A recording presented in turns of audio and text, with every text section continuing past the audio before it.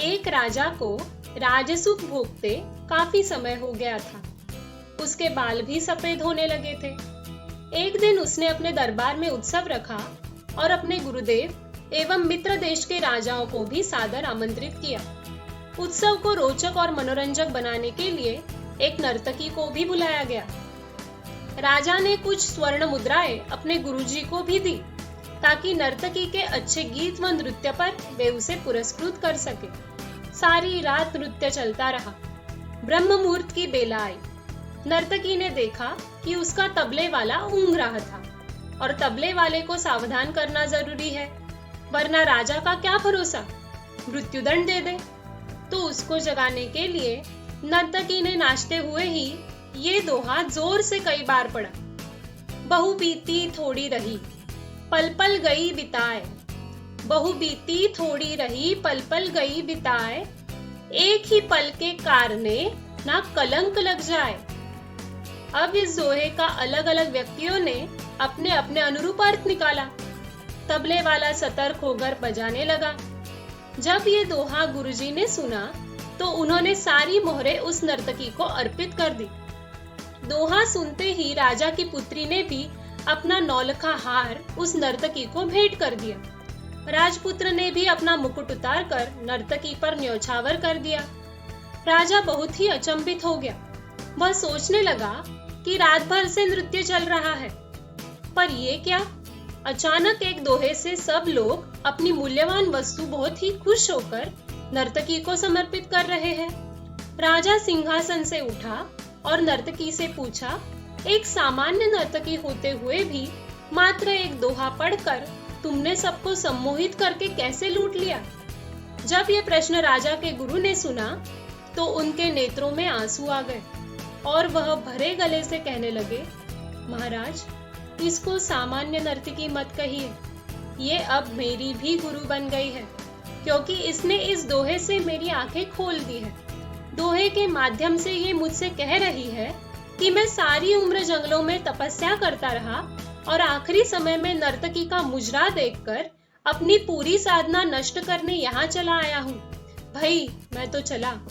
ये कहकर गुरुजी अपना दंड कमंडल उठाकर जंगल की ओर निकल गए। राजकुमारी बोली, पिताजी, मैं जवान हो गई हूँ। आप आंखें बंद किए बैठे हैं। मेरी शादी नहीं कर रहे थे और आज रात मुझे आपके महावत के साथ भागकर अपना जीवन ही बर्बाद कर लेना था। लेकिन इस नर्तकी के दोहे ने मुझे सद्बुद्धि दी है कि जल्दबाजी मत कर।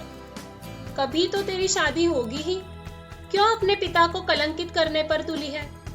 युवराज ने अपने दिल की बात बताई। पिताजी, आप वृद्ध हो चले हैं, फिर भी मुझे राजपाट नहीं सौंप रहे थे। मैंने आज रात ही आपके सिपाहियों से मिलकर आपका कत्ल करने की साजिश रची थी, लेकिन इस नर्तकी के दोहे ने समझाया कि पगले, आज नहीं तो कल आखिर राज सिंहासन तो तुम्हें ही मिलना है। क्यों अपने पिता के खून का कलंक अपने सिर पर लेता है? धैर्य रख। जब ये सब बातें राजा ने सुनी तो उसको भी आत्मज्ञान हो गया। राजा के मन में वैराग्य आ गया। उसने तुरंत फैसला लिया, क्यों न मैं भी अभी युवराज का राज तिलक कर दूं। फिर क्या था, उसी समय राजा ने युवराज का राज तिलक किया और अपनी पुत्री से कहा, पुत्री, दरबार में एक से एक राजकुमार आए हुए हैं। तुम अपनी इच्छा से किसी भी राजकुमार के गले में वरमाला डालकर उसे अपना पति चुन सकती हो। राजकुमारी ने ऐसा ही किया और राजा सब कुछ त्याग करके अपने गुरु की शरण में जंगल चला गया। ये घटनाक्रम देखकर नर्तकी ने मन में ही सोचा, मेरे एक दोहे से इतने लोग सुधर गए, लेकिन मैं क्यों नहीं सुधर पाई? नर्तकी के हृदय में भी वैराग्य जाग गया। उसने उसी समय निर्णय लिया कि उसी पल वह नाच गाना छोड़कर अब तक कमाए हुए धन से समाज के दिन दुखियों की सेवा करेगी। युवराज ने उसे इस नेक काम के लिए खजाने से ढेर सारा धन देकर हंसी खुशी विदा किया। तो देखा कविता का कमाल, ये एक ही बात से कई जिंदगियां बदल सकती है। Text narration Vijay Shankar Chaturvedi, voice Harshali Bhambid, producer Sanjay V. Shah.